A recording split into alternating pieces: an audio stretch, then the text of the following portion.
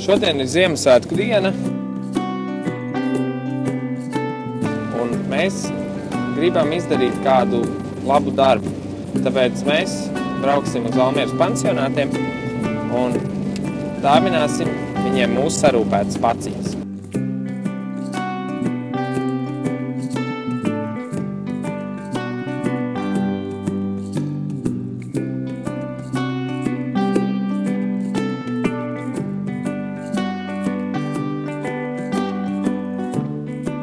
Šķiet, ka mēs katrs ar šādu vienu niecīgu apciemojumu varam padarīt tik daudz. Jo kas gan šos vecos ļaudis iepriecinās, ja ne mēs paši?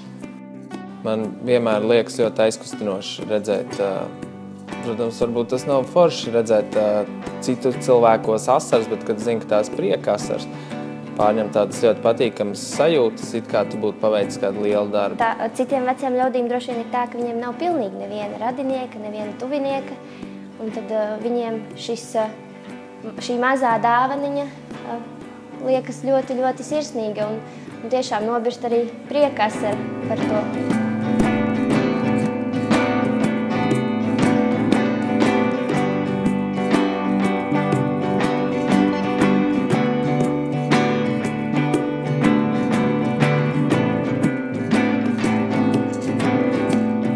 Priecīgus Ziemassvētkus un garšīgu jauno gadu!